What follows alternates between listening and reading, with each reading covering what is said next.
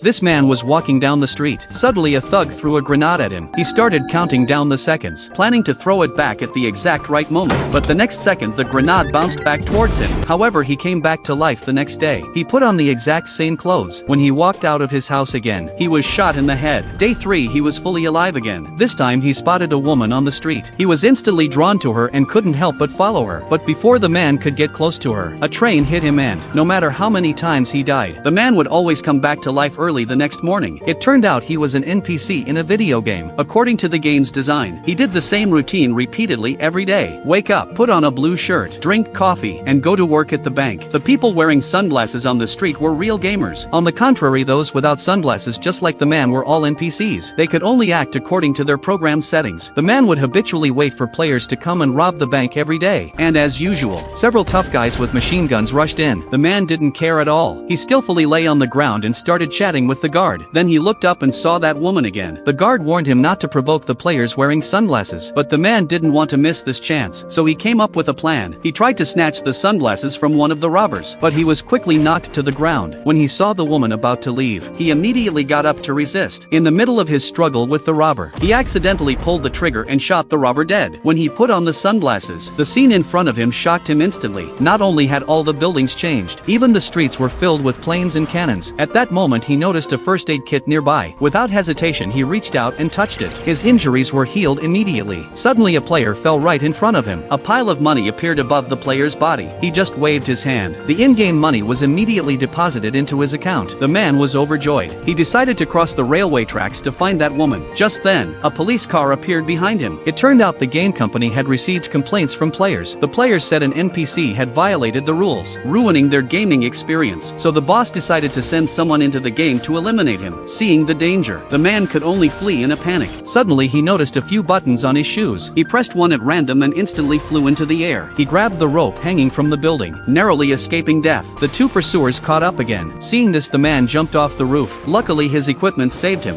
Finally, the angry boss decided to send out the ultimate NPC to deal with him. Facing such a powerful enemy, the man had almost no ability to fight back. At the critical moment, he put the sunglasses back on, summoned a shield, blocking the fatal blow, and behind the shield was a giant's huge fist. The NPC was sent flying 10 meters away by this sudden blow.